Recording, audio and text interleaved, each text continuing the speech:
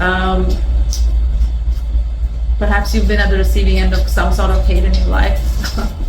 It's hard to get through this world. As polarized as it is today, it's hard to get through this world without being at the receiving end of any kind of hate. It just comes your way. But maybe you think you're not. But maybe you think you hate some things or some persons. It's not an emotion that we are unaware of. It's a very primal emotion. I hate this, I hate that. Kind of part of being human is to... So it's one of those primal emotions of feeling hatred or being, the receiving end of hate. What if, this is what I started to think and then I started to research, what if all this hate and conflict that we experience in our day-to-day life, what if it had something to tell us? What if in our attempts to try and resolve it by whatever methods we're trying to use, we're making it worse than actually solving it? Individually and globally, there's a rise in tension, there's a rise in conflict. You can see there's conflicts breaking out everywhere. Anybody here can give an example of a conflict that's breaking out? There's a war in Ukraine right now. How many years? It's been 3 years now. Yeah. It's a conflict, right? Any other kind of conflict in this world you can think of? Palestine. What else can you think of, conflict-wise? Well, there's still the basic race war that's going on, the black and white race. The racial discrimination, right? You'd be like, guys, that's been centuries. Can we just get over with this? Yeah. Can we just move on from this, right? Can we just move on? But it's there. It's there. It's there. There's no denying it. The discrimination or the struggle of the LGBTQ community. The sexual, Right. The people's choices, like I hate you because this is your choice. Yeah. Because they choice, because this is not normal. They say that you don't have rights or perhaps in my countries there's a group of senators that they want to try to put back that the queer persons cannot marry. They want to revoke that. Wow. So the struggle comes from battle not only in my country, I think all around the world. There's trying to get back to them not having rights, which is like absurd. Like everybody has rights. We're humans. Right. Good point you made. We are humans. The people can, just hating people because they make a choice of their gender preference or their sexual preference or something like that. Don't respect the choices of other people. Say it again? Don't respect the choices of other people. Right. So, this is one example, but so many times, even in families, if one person makes a choice over another choice, you can be at the receiving end of hate, right? So that's a great point. So we're picking different flavors of how hate enters our life. But anything else that comes up to your mind or that you believe? Religious beliefs. Yeah. Religious choices. Hey, like even your dietary choices. If you turn vegetarian in a family of people who are not vegetarians, it's like any kind of choice that you exercise that is outside of what everyone else thinks around you is right, then you're at the receiving end of hate. So this is because people perceive some threat from it. Actually, that's a definition of hate. It's like hate is like a perceived threat to your resources, to your ideas, to your. It's not. It doesn't have to be real, but it's a perceived threat to your resources, your rights, your choices, your worldview. Someone's trying to do something outside of it. That's it. So we were discussing this point that there's hatred on so many levels that we can experience, and you guys are so easy to point this out, but like actually, I don't even know that it's in my heart that I am reacting to hatred that I'm receiving, and my heart's and there's a famous book about this. Anatomy of Peace, and it talks about a heart at war. Has anybody read that book here? It talks about the concept of a heart at war. I do not even recognize that I might have a heart at war. I don't even know that. I'm really hoping that everybody here today after the discussion can kind of start to see that, wow, my heart's at war. I don't even know this.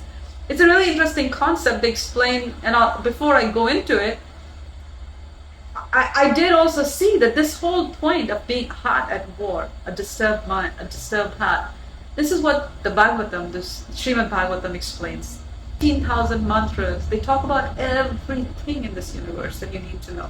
Every life on other planets, parallel universes, Ayurveda, astrology, whatever. If I had to recommend anything for you all over this year, everyone can set up this for yourself. It's really powerful, stays with you for life. And you find wisdom here that you don't find anywhere else.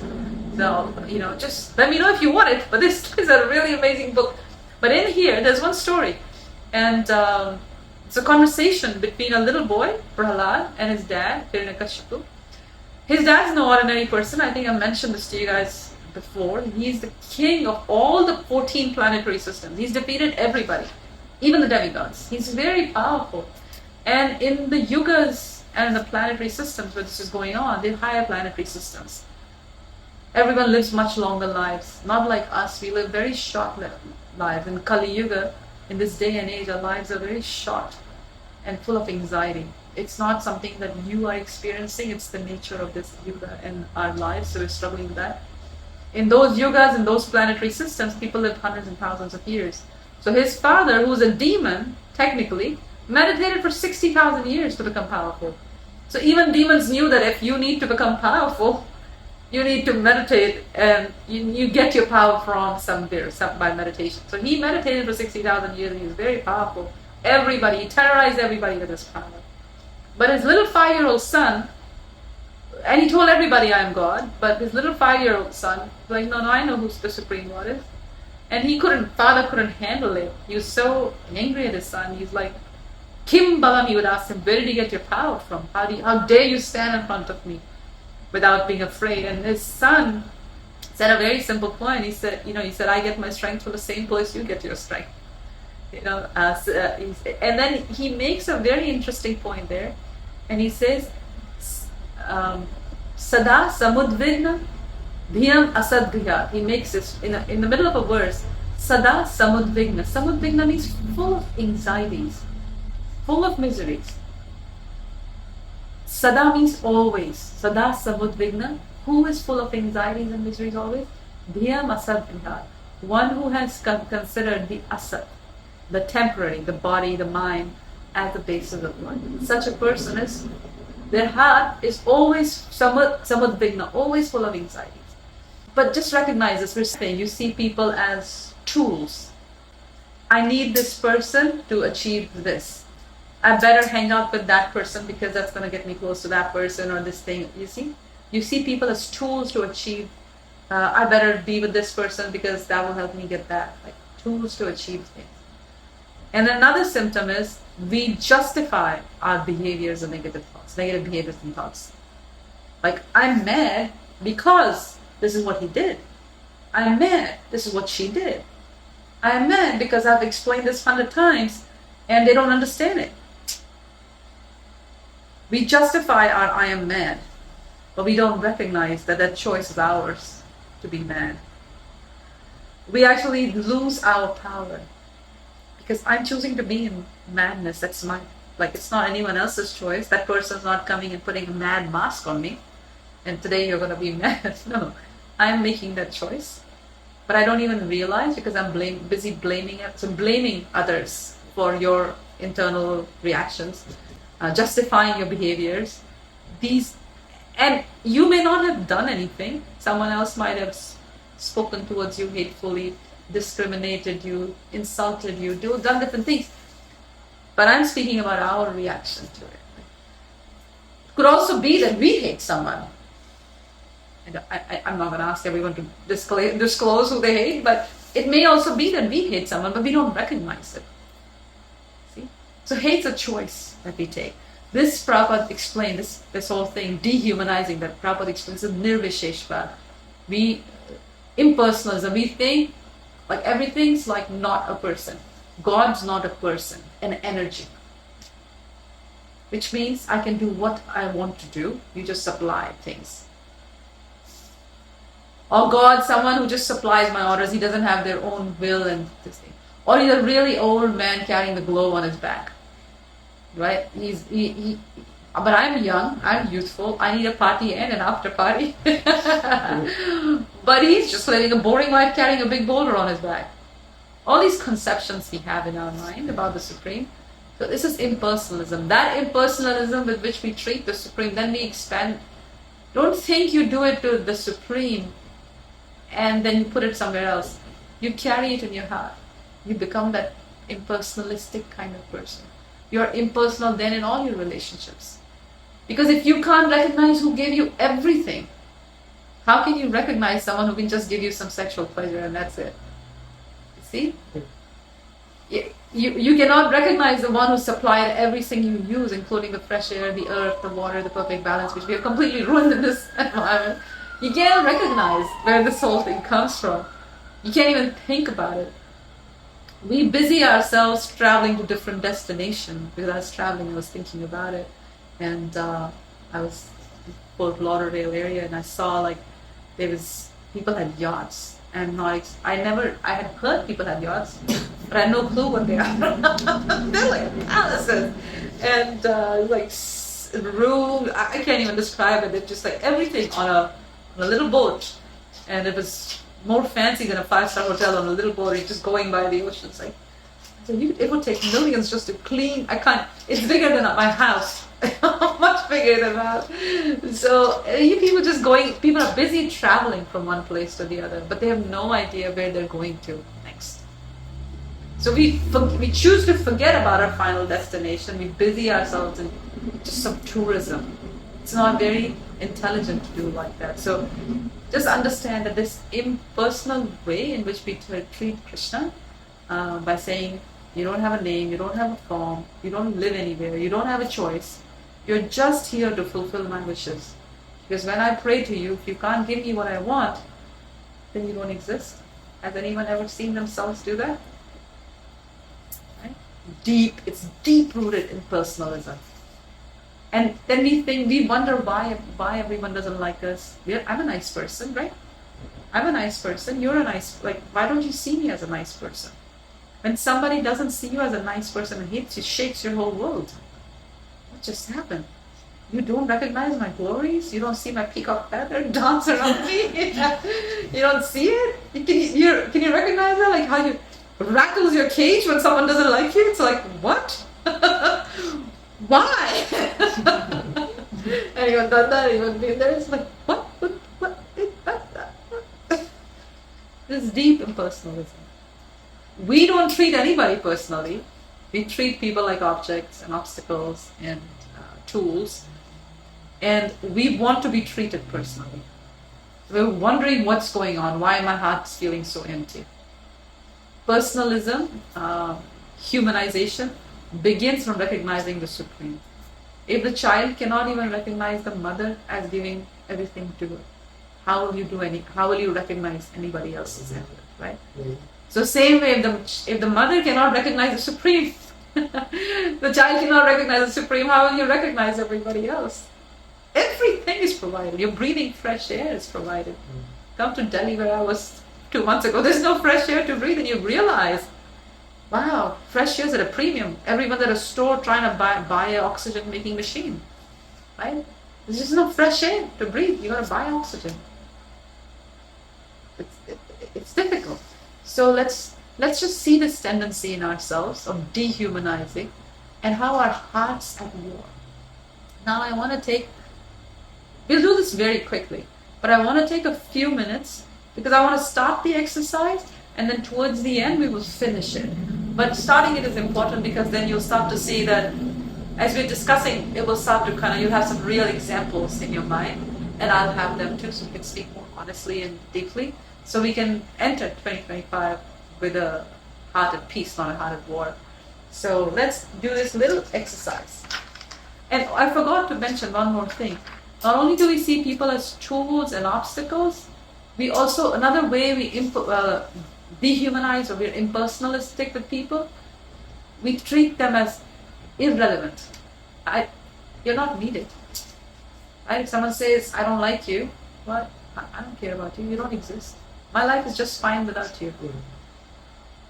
So we make somebody irrelevant, their existence You could do it even at work. You could do it in a friend circle, like just say, for example, you are in charge of bringing water for everybody or something simple like that, but I just kind of act like I don't need him to get me water. Like really pass you by. Or it might have happened at work, might have happened in relationships with you, where people just treat you as if you are not needed. Done that? Yeah. Feels very painful, isn't it? I'm doing so much, but you're treating me as if I don't exist, I'm not needed. So that's another way it's a heart at war. So someone hates you, you're going to treat them as you're irrelevant to my existence. But that's your choice, it's your response. That's you being at war, not them. So let's do this little exercise. So the first thing we're going to do is we're going to reflect on a situation. That's the part we'll do now. So think about what happened.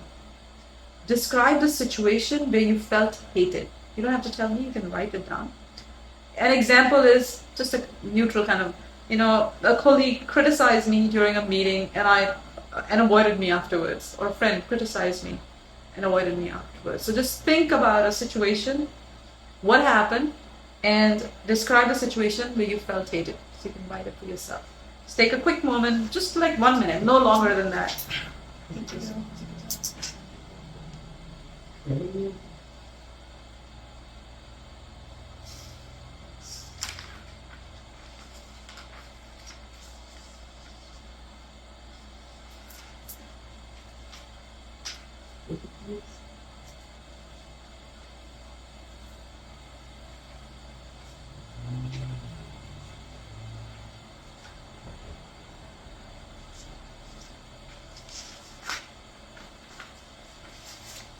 Got it?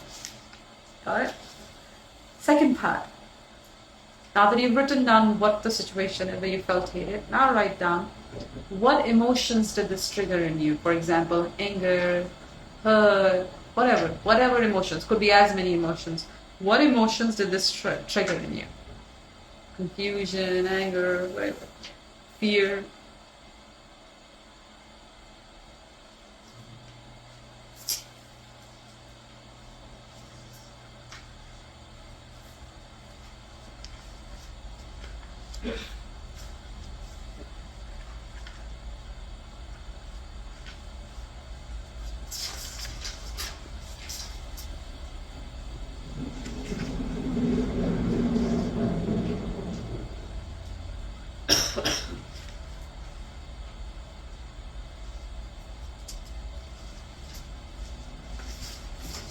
Ready?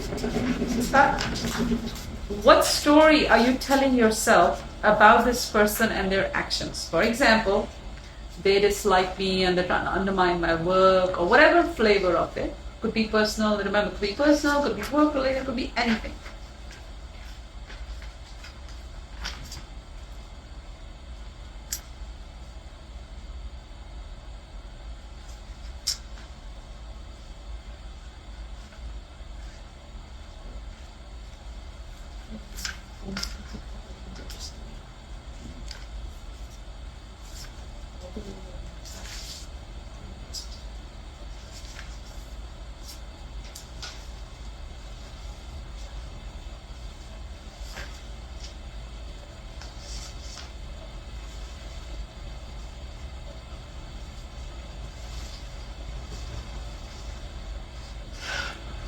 Got it? Does it help to have it in your mind, in your consciousness, like fresh? You can think of a real situation. Anything about it you'd like to share with the group? I've only got really for the whole thing. Whatever you want to share. All I've really got, because for me, period, I have no hatred for anyone, only because it's a negative thing. So I don't really deal with anything on a negative realm. So the only thing that I've really got is my mother. She's always had a dislike to me, hatred to me from birth to this day. So the only way I could deal with it at first it was always that confusion of, well, why did you give birth to me if you're going to be treating me this way? So that's how I've always felt. for me to get through it was to realise it's her issues and her past of whatever she's got going on and whatever went on with my father and her. That's her anger and hatred towards me. And I only found out, I've always known she didn't like me, but even to this day, she sent a text to my sister and I don't know what you're talking about. So to her, I'm related to as that. So there's no name or anything in this place. That's her issue. It's her issues. So that's the only thing that I can. And it's a big, powerful thing. Yeah. It's a deep thing. Yeah. Imagine like moving past. Imagine like living past that. It's a big thing. Thank you for sharing. No, this is what I wanted to do. I really wanted to kind of like help each other face these demons that sit in our hearts, because everything else you can get in this world, but we can actually work through our. Because just remember, as individuals, yes, we're trying to live in this world, and yes, I'm always telling you that we're not the body, we're the soul. We come from a spiritual reality. It's true, but remember, the body and the mind are our tools to attain our goals of spiritual realization. So it's a part of our job is to try and keep it healthy and functional, right? It's not, bhakti is not about neglecting the body, it's actually about Krishna, yama, niyama, like Krishna says about one who eats too much, eats too little, sleeps too much, sleeps, exercising, all of these things are needed to keep the body healthy. But in the same way, the mind, laden with people's hatred, our own pain, it can really hold us back. It can hold us back in weird ways. It can hold us back from being open to ideas. It can hold us back by giving us ideas of who we are, what we do. It can hold us back from telling us you can't do it. Like so many things. So to keep our mind also in an optimal condition and the body in optimal condition, that's part of our responsibility. Why? Because we want to use it for the highest purpose. But to get to that point, you have to recognize the demons we carry. To see a cut on your leg is easy. But to see the effects of being hated, it's very difficult. It's not visible outside. You're functioning in this world. You're functioning in this world, but something inside is going on. You don't know. But anybody else, anything else you like, from your writing, you were going to say something, right, Valerie? Well, I just thought about a childhood experience of being severely bullied at school. I think that kind of marked me and how I felt about myself and how I view myself. So I couldn't believe that these people that barely knew me because I was new could have so much hatred and so much intention of like confronting me on a constant basis. I'm like, wow. So it really, when you're that young, you don't have it in your brain to be like, it's a projection. Maybe right. What the hell is going on? Like, why am I hated? Yeah, because they would say the meanest of things, like I want to punch her to make her skinnier and things like that. And you're like, wow, you're so full of hate, and you're just like, what? Did you even know what hate was at that time? Huh? Did you even know what hate was at that time? Did you know how to recognize it?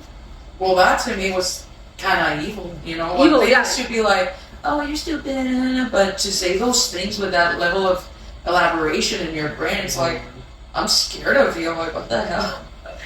But I don't know. I never tried to fight that hard or anything. It just, life presented itself, and I had the opportunity to become even friends with some of them. Oh, really? Over time, yeah. That's really interesting, isn't it? I didn't have it I've never had it in me to hate back. I might not like it, I might be mad or sad, but I have never found it in my heart. Even to the person that most has done something against me, like I don't find it in me to like respond the same way or actually like really hate them. Right. But can you see like how you might take what they're saying as true?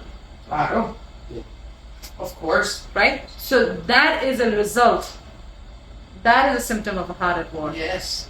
Because 100%. you're taking, you see, you may not hit the stone back on the person, but you might be holding a burning, cold piece in your heart. It became a war with myself of like Right. how this, how now it affected the way that I perceived myself. Right. And I've been battling that Right. poor self-concept that was solely based in people that barely knew me. Right. And it's been a thing that I have. It becomes your story. Yeah, it becomes your story. It got so distorted in my brain that I've believed that at some point.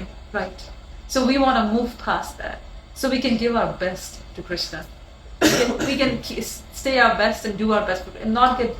Now these are like curveballs coming our way, and we have to. Thank you. This is really good examples. Did you have anything you want to share? Anybody? Yeah, sure.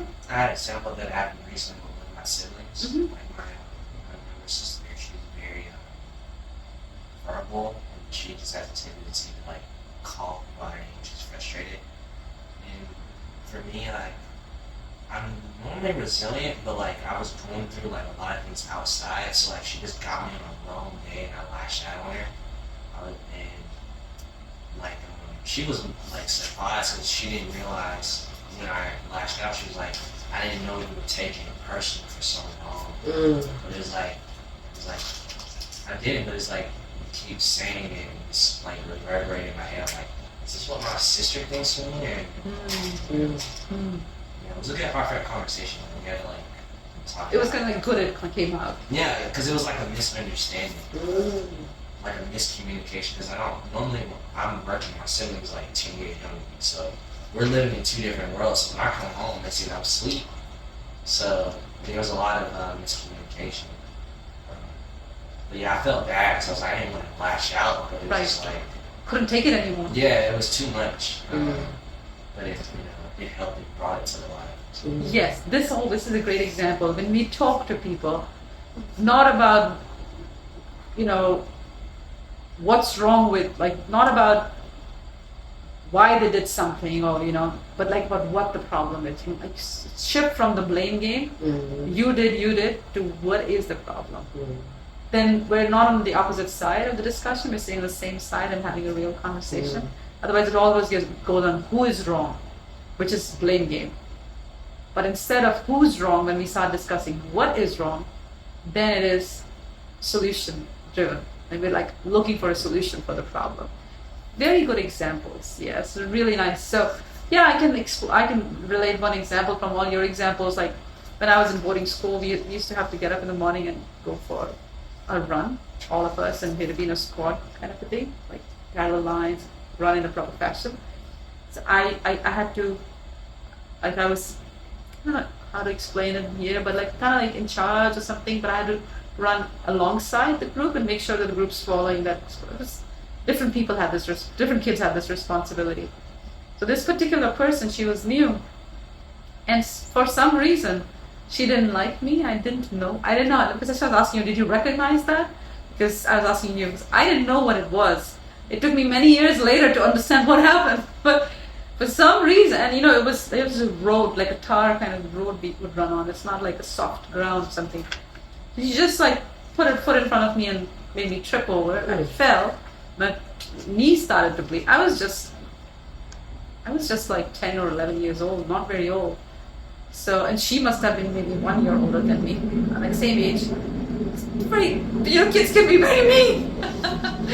So I don't know why she did it. Everybody saw, nobody said anything to it. Yeah, everybody thought it was amusing. I was like, I didn't know how to recognize what was going on. I just got up and I started running again because we're supposed to run. So I'm just running.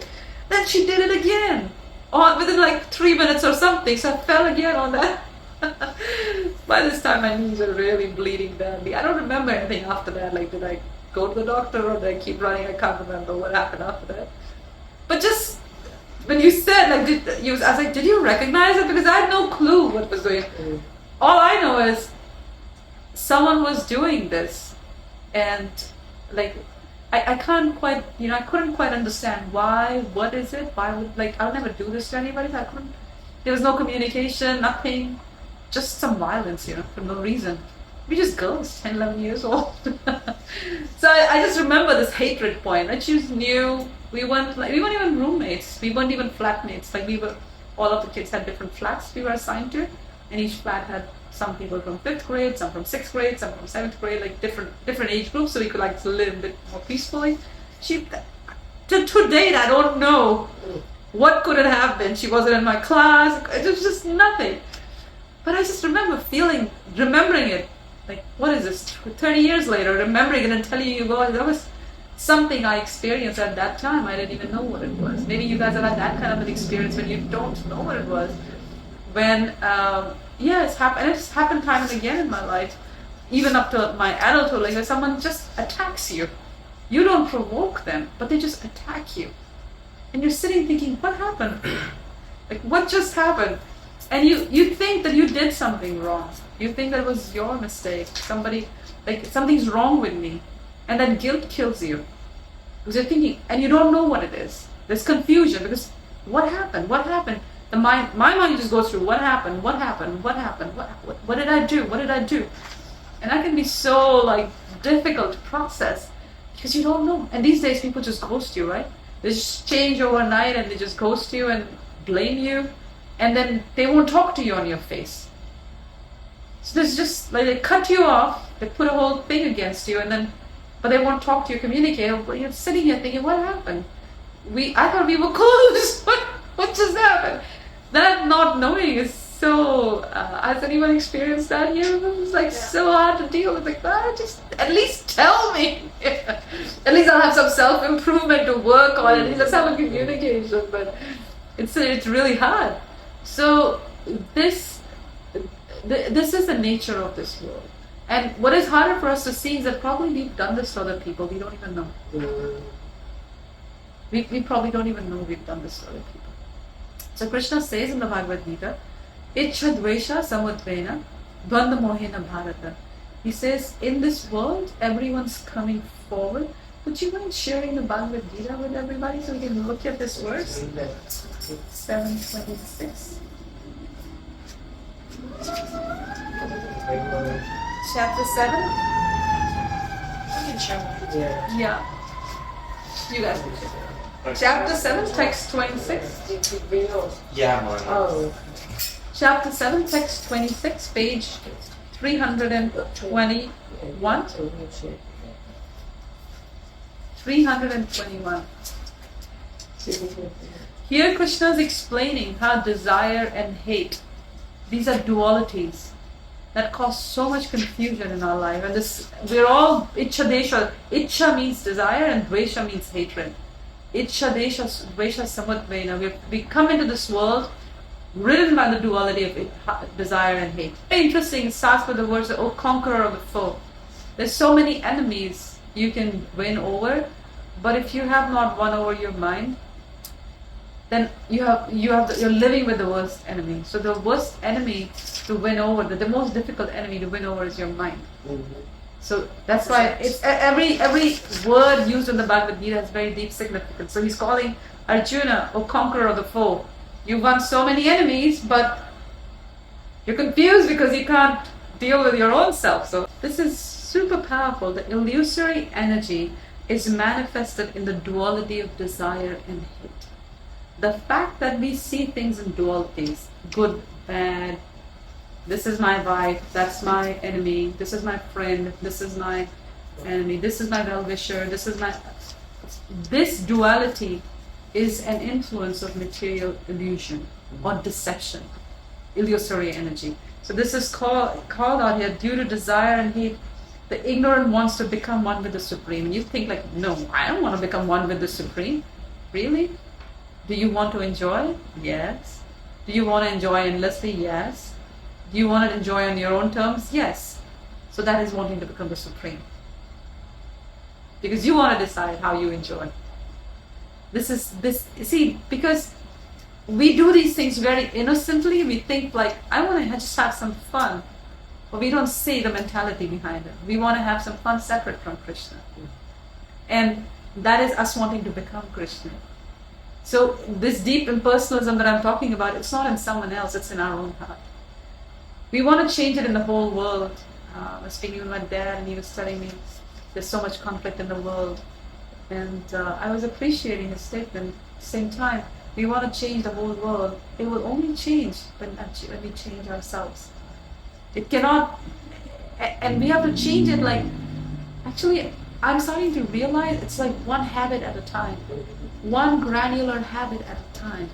But where is the motivation and energy for cleaning up this mess going to come from? I came back from a trip and my suitcase is still there and I have to do the laundry for it and clean and put things back, and I'm who's going to deal with this mess? You need some energy to deal with it. You need some impetuous, right? So how are we going to find the impetus or the energy to deal with our own mess?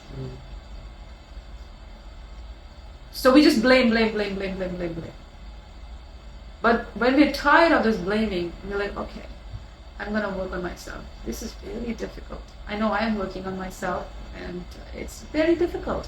It's very difficult to deal with yourself. Each little habit is so difficult. Like, I want to be, you can probably relate to this, I want to be able to play all instruments, right? Everything instrument, right? But just to play one tune requires so much practice. To get it right so you can actually just hear it, know it, do it. It takes like 2-3 weeks of practice to be able to chant for 10 minutes with everybody. I'm just giving an example. This is for learning a tune. Imagine how much time and energy it takes to rework our patterns.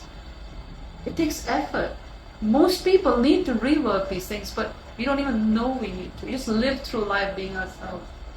And when I don't want to listen to my husband, I'll just tell him I am who I am. And I've already told him, and I was like, I know I'm being a brat. I know I'm being a brat.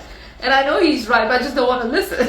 So I am who I am, He knows too that he's right. And we've known each other for so long that, it's known. But that's just bratish behavior. I that's what we do with our lives. I want to enjoy.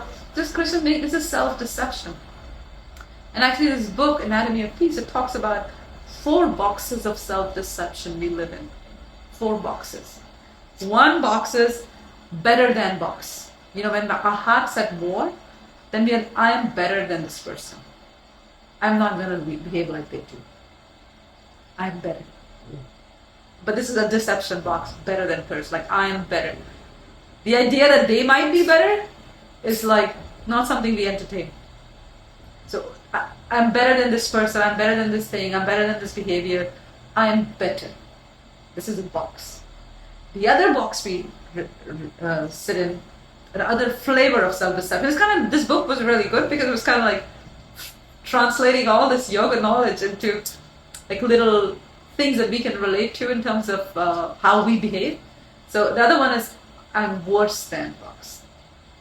I'm just so lowly. This person's so this, that person's so this. I'm just depression. Like I'm just not worth it. I deserve it. I don't deserve to be loved. I'm worse than. So there's a better than box and there's a worse than box. And then there is another box of self-deception. I deserve better. I deserve this. I deserve that you listen to me. I deserve that you behave with me like I deserve respect. I deserve. This is a sense of entitlement. We have that too. That's another box of self-deception. And the last one it describes is I want to be seen as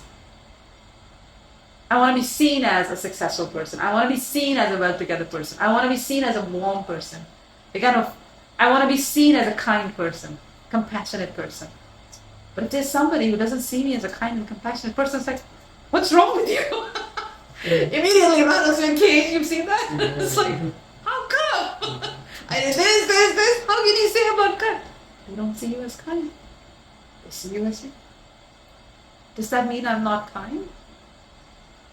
But it becomes real that I'm not kind. Why are you saying? You see how this thing gets to you? It puts self-doubt in the heart. So part of being deluded under this kind of deception, material illusory energy, it puts doubt. The doubt comes in because you don't really know who you are. Like, she's your mother. I can't say, no, your mother has green hair, this is not your mother. Like, no, I know my mother, this is my mother. You have clarity about it. No one can put a doubt. Similarly, when we know who our Supreme Father, who Krishna is, and what our relationship is, no one can put a doubt in us. But because we don't know who Krishna is and we don't know our relationship with Krishna, someone puts a doubt in us. You need to buy some happiness. Okay, let's go shop for this, shop for that, shop for that. That's self-doubt. Mm-hmm. I need something outside of myself. Like when I started to, quit drinking tea. I never had coffee in my life, but I had tea for some time.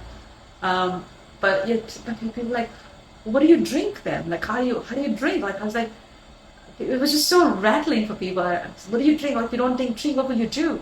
Well, just drink hot water. Or caffeine-free tea or something. People just couldn't wrap their heads around it, So it's kind of like that. We're just But how? So the book talks about these boxes of self-deception. Have you ever seen yourself fall into any of these categories of self-deception? I mean, I haven't. Hmm? I haven't seen myself do it. I'm worse. I'm better. No. I deserve this. I think the doubt. I think that the doubt is one thing. I kind of mix of all of those things. Right. Maybe like comparing to like a relative of mine or something like that. I'm saying, oh, I'm better than this person. I'm not like them. Right. Long story short, you see yourself kind of mirroring them. Yeah. When you try to say you're not them, you kind of replicate parts of them. Right. Alright? So, Right. This is actually, I don't know how, but you said the exact word that I was going to use next. Because there is another book talks about the biology of hate. And it talks about like how not to respond to hate. Like how not to set your boundaries, like all these things are there. Understand the root cause of hate, all that is there. But one very interesting concept they're saying there is, do not mirror hate, which is exactly, do not mirror it. Don't get into mirroring. And as in, like Lord Chaitanya, Krishna, he explains this point. In a few, he left 8 teachings, only 8 teachings. And one of the key teachings he said, Chanadapi sunichena, tarorapi shunishnuna. And then he said, Amanina manadena, kirtanya sadahari. Amanina means those who don't give you any respect. They treat you like you don't exist, stool, dehumanize you, all of those things, right? Amanina, those who don't give you respect, like, okay, I can tolerate that. No, give them respect. Manadena. Like, what kind of a self-defeating kind of philosophy is that? No, but he's explaining, Amanina manadena, what happens? Remember we started the class by discussing Sada Samudvigna, the mind is full of anxiety, Sada, always. The other end of that is Kirtanya Sadahari. Sada means always, Kirtanya means you're always chanting the names of the Supreme. If you want to do that, if you want to achieve your life's purpose, your life's goal, for that reason, Amanina Mandena. Like it says in the Bible, you can correct me because I don't know the Bible very well, but it says in there, you pray for your enemy, and sorry, what is it? You pray for those who persecute you and you love your enemy. Something like that. Does anyone know what's the exact quote? No one reads the Bible here? Love your enemy and pray for those who persecute you. You remember? I don't remember somebody like Yeah, it's the same principle, right? You love your enemy, pray for those who persecute you. Why? Gandhi said, hate the sin, love the sinner. Why? Because we have a higher goal in life, for which we need to keep our heart fertile. Because there's so much hatred in the world. Why do you have to carry that pain in your heart? Our heart is meant for something else. Our heart is meant to keep Krishna there. Kirtanya Sadahari, to always be able to chant. But if your mind is disturbed by other people's hate, if your heart's full of self-doubt because other people are treating you some way, saying things about you, to you, how are you going to do that? You can't carry it. If someone comes and talks to you about a problem, obviously you can handle that. You can listen and reciprocate. But, hatred is not communication. So don't carry it in your heart. So we want to Kirtanya Sadahari. Actually, there's a very beautiful incident in the 4th canto of the Srimad Bhagavatam. I keep talking about it. My hope is that you all will read it. It's very inspiring. In the 4th canto of the Bhagavatam, there is a little prince, Dhruva. And his father has 2 wives. He's the king of the entire planet. He's like living on the higher planetary systems. His grandfather is Manu, who's the king of the entire universe. So, very royal family. So you'd think he's born good. But he's sitting and he's playing with his father, and his second mother is there, Suniti. And her son, Suniti's son, and Dhruva, who's the other wife's son, are there playing with the father. And just not like taking anything from him, but just like the second mother's son climbed the father's lap. What do kids do when they see one kid climb the father's lap? The other one wants to climb too, right? So Dhruva tried to climb. But Suniti, because she hated the first queen so much, and she hated Dhruva so much, she said in front of her husband, she said, you cannot climb that ladder, you're gonna, because you're born from the wrong womb, you're gonna have to die and pray to the Supreme that you are born from my womb in the next life. Then you may be able to climb your dad's leg. Just see the nature of hatred and envy. Why do you think like this little boy? Why are you being a little kid? He's not taking gold, he's just carrying on his. You're gonna be born. You need to die. You need to die and be born. So this is a mother. She's stepmother, still mother. She's saying like this. So Dhruva is hurt. Because when someone says something hateful to you, it pierces your heart. I've had my heart pierced, and it's just so hard, like, kind of go past this. Like, how can. And those who hurt you are the ones you love the most. Because others can't hurt you. This is why nobody wants to put their love anywhere. So, this is mother, and the father is sitting there, and father said nothing. And another thing that happens when someone deals with you with hate, you think the loved one will stand up and say something. Father said nothing. Because he was like, okay, the wife's, I'm not going to say anything. He stayed quiet. So Dhruva was a Kshatriya, he was a warrior. He couldn't handle it. He was so upset, he was shaking, his mouth was shaking, his eyebrows, his tears, hot tears falling from his eyes. He ran to his mother. He ran to his mother, who was a very saintly lady. He ran to her, and she had already heard from palace maids what had happened. So she was in pain too that her son. She knew she was neglected, but she was okay with that. She said, okay, this is, neglected as in she wasn't poor. She was the queen of the entire planet. She was not neglected as in she knew that she was not the favorite of the two. She knew that much. Neglected as not that she was in a bad state. So she heard about it. She was crying so much. Her son came. Now she had various ways of dealing with that. Oh, here's some candy, da da da. But she chose honesty over everything else. And she kind of said that she didn't know what to do for her son. So she the first thing she said to her son, very powerful, she said, Ma amangalam tat, ma amangalam. Amangalam means inauspicious. Ma, do not. Tat, dear son. Pareshu, for other people. Mamstha, desires. Do not think anything inauspicious or wish anything bad for anybody else. For those who wish bad for other people, paradukhada, those who give pain to others, they suffer from that very pain first. So in this case of complete agony she's in and her son is in, the first thing she tells him is, do not wish any bad upon them. Imagine what would you do? Someone comes and he's like, do this with you, do that with you, like curse. Mother, the first thing. She had a responsibility, and she says, Ma amangala, do not wish any amanga, do not wish anything inauspicious onto these persons. Because if you wish something this is like a perfect lesson in how to respond to these. If you wish, you will suffer from that pain, not that person. So we have to remember that in our heart, that behavior in our heart. End with one point. The Bhagavad Gita, 6th chapter. Krishna explains, Sarva Bhuta Satham Atmani. This proper vision. He explains proper vision. That you see me, the Supreme Soul, Krishna, in everyone's heart. And you see everyone in his heart. Both ways. Instead of dehumanizing people as tools, this, that, and the others, we see ourselves as a part of Krishna. We see everyone else as a part of Krishna, as an instrument of Krishna. Because sometimes I really want to ask people who hate, like,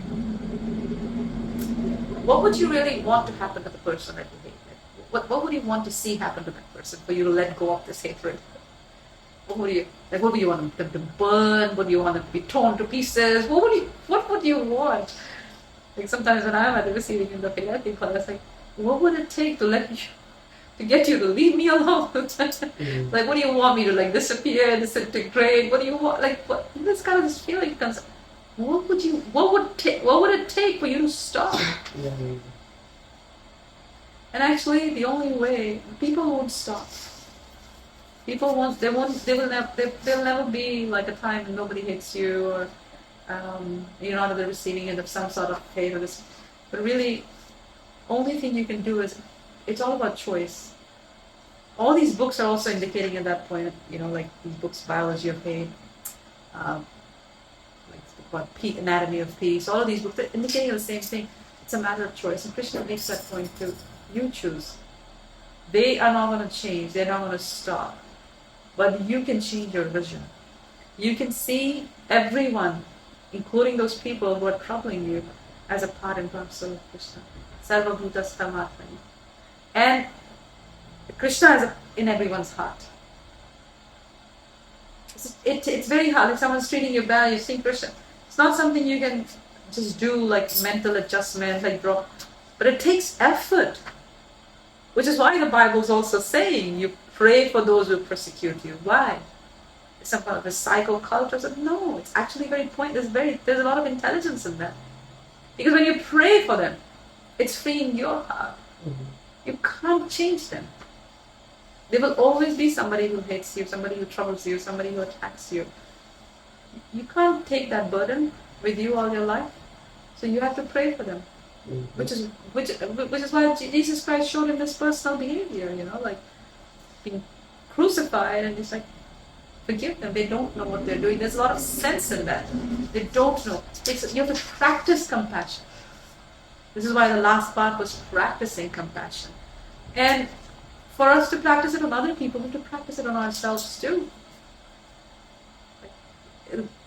How are you going to practice it on yourself if you don't know who you are? And the first step in practicing compassion for yourself is to actually make time to chant. Make time to read these books of spiritual knowledge, because relaxation is good, running is good, yoga is good, but you are more than the body. And if you're willing to invest some time in reading about your eternal nature by studying the Bible, that's genuine compassion. Compassion for the quote of a drowning man is no compassion at all. It will save the person inside the quote. So compassion for the body is good, compassion for the mind is good, but what about the compassion for the soul, the real you?